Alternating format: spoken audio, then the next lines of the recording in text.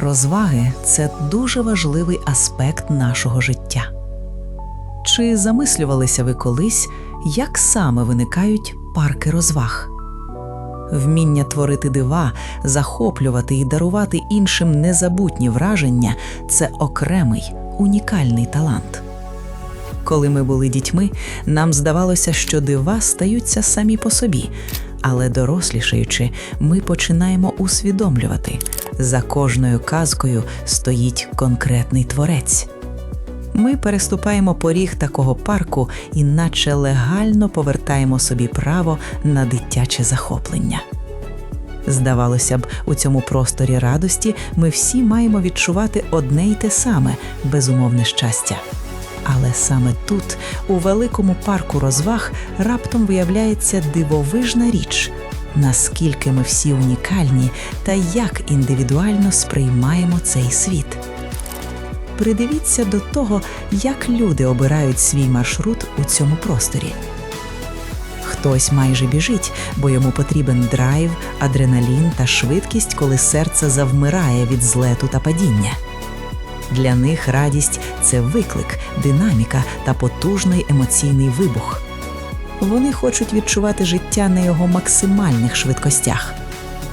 А поряд є інші. Вони навмисно оминають галасливі черги до екстремальних атракціонів, бо обирають повільний рух. Кораблик, що плавно ковзає водою, старовинну карусель або затишну лавку у тіні, з якої можна спокійно споглядати все довкола. Для них радість – це сповільнення, внутрішня тиша і естетика моменту. І це не просто різні вподобання в розвагах. Це дзеркало нашої нервової системи, нашої психологічної конституції. Це прояв того, як індивідуально кожен із нас взаємодіє із світом. Адже всі ми дуже різні. Поки ми гуляємо парком наодинці, наш вибір зорієнтований лише на нас. Ми абсолютно вільні обирати свій темп. Але все змінюється, коли ми приходимо сюди разом із кимось близьким. Спільний час – це завжди простір відкриттів.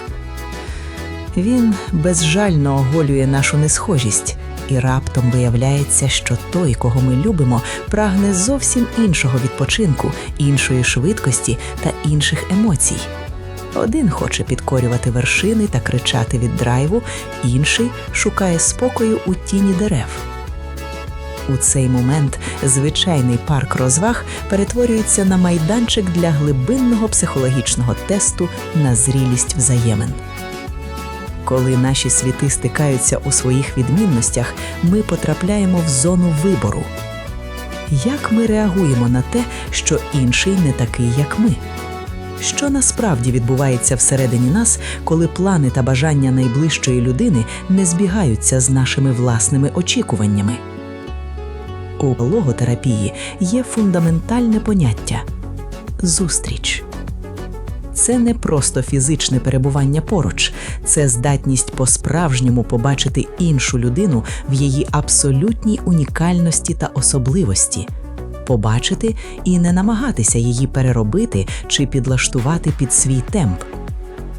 Уміння бачити індивідуальність іншого дає можливість створювати справжній контакт, з якого складається близькість. Але коли ми стикаємося із цією несхожістю, всередині нас запускається один із двох процесів. Перший – це приховане роздратування. Нам здається, що якщо партнер не поділяє нашого захвату від швидкості або навпаки нашого прагнення спокою, то він нас не розуміє, не цінує або свідомо псує момент. Це шлях вимог і тиску, де ми намагаємося затягнути іншого на свій атракціон, зовсім не зважаючи на його внутрішній стан. Другий процес – це шлях радісної зустрічі двох абсолютно різних світів. Це момент, коли ми готові сказати «ти не такий, як я, тобі подобається інше, і це прекрасно. Твоя відмінність робить тебе тобою, і мені з тобою цікаво». Прийняття – це не згода робити того, чого ти не хочеш. Це згода на те, щоб інший залишався собою поруч із тобою. Насправді, наше життя – це великий парк із тисячами різних маршрутів.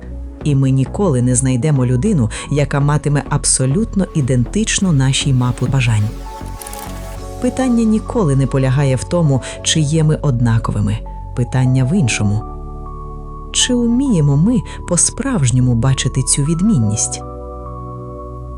Наскільки ми готові прийняти вподобання іншої людини, навіть якщо вони не збігаються із нашими?